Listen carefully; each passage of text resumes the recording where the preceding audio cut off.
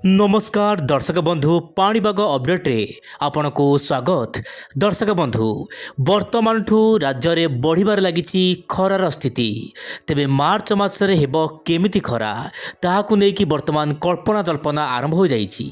कारण एबेठू वर्तमान राज्यर विभिन्न अंचल में तापमात्रा बढ़िबा सहित गरम गुलुगुली सामान्य भाव में जनजीवन को अस्तव्यस्त करुछि। दर्शक बंधु तेबे आज भिडियो आलोचना करिबा जानुआरी मासरे जदि एमिति खरा ताले मार्च मासरे केमिति हेबो दर्शक बंधु खरार स्थिति निश्चय पर आज भिडियो रे संपूर्ण किसी आलोचना करिबा।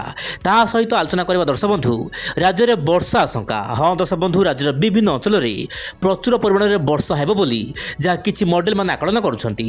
हेले ता पूर्व सैटेलाइट इमेज रे आपण देखि पारथिबे वर्तमान देशर विभिन्न भाग में सुखिला रहिछि पाणीपाग। एही समय मध्यरे पाणीपाग सूचना देइछि तापमात्रा रे कोनोसी परिवर्तन हबार आशंका नाही। विशेष सर्वनिम्न तापमात्रा रे कौन परिवर्तन हबार आशंका नहीं। 4-5 दिन पर्यंत यही भली तापमात्रा रहिबो। बरम 2 ରୁ 3 डिग्री तापमात्रा सामान्य बढ़ी पारे आपनकर सर्वनिम्न तापमात्रा। तेबे दर्शक बंधु मु आपन कहबो चाहिबी विंड ओडिया चैनल माध्यम रे आसंता काली ठारू दर्शक बंधु आसंता काली ठारू सामान्य तापमात्रा कम रहिबो। कोन पय कम रहिबो मु आपन कहबो चाहिबी वर्तमान देखिबा कुहुडीर पूर्वानुमान। आपण देखंतु उपकूल ओडिशा ता सहित दक्षिण आभ्यंतरीण एवं उत्तर आभ्यंतर ओडिशार गोटे दुईटी स्थान में कुहुड़ी मात्रा देखा मिल पारे। जगतसिंहपुर केन्द्रापड़ा भद्रक बालेश्वर रे मध्यमरू प्रबल कुहुड़ी देखा मिल पारे। दर्शक बंधु यही जिला मानक सहित आपंकर कंधमाल कलाहांडी केतक अंचल कुहुड़ी देखा मिल पारे।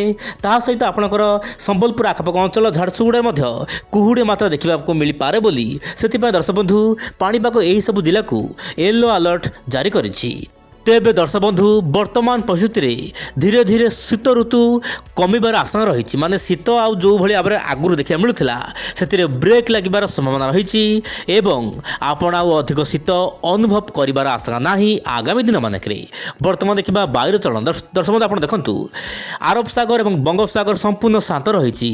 किंतु मुझे कही पूर्व भिडियो मानक दर्शक बंधु श्रीलंका आखपाख अंचल बा बंगोपसागर तल लाटिट्यूड्रे लगातार भाव में घूर्णिबल सक्रिय रही जहाँपाई कि श्रीलंका आखपाख अंचल में वर्षा रोचे।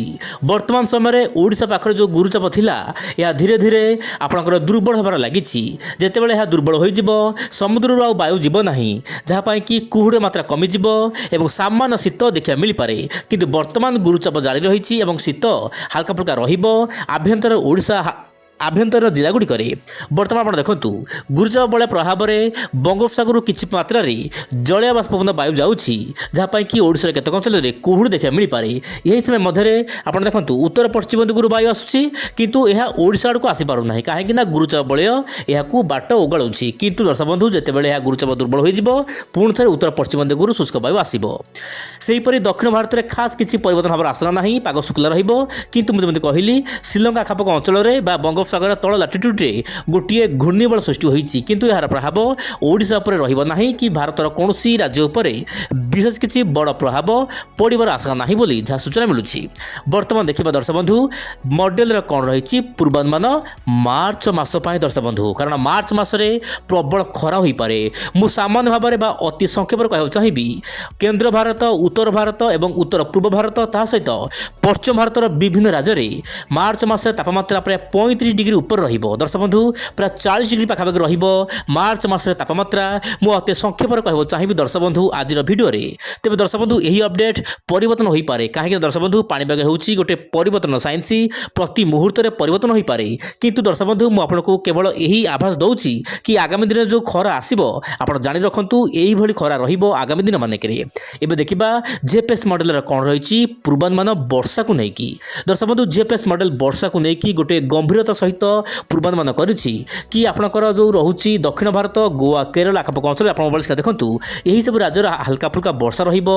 यह सहित पश्चिम झड़ प्रभाव में दर्शक बंधु जानुआरी 28 रु फेब्रुआरी 9 तारिख मध्य राज्यर विभिन्न अंचल हल्का मध्यम धरा वर्षा हेबो।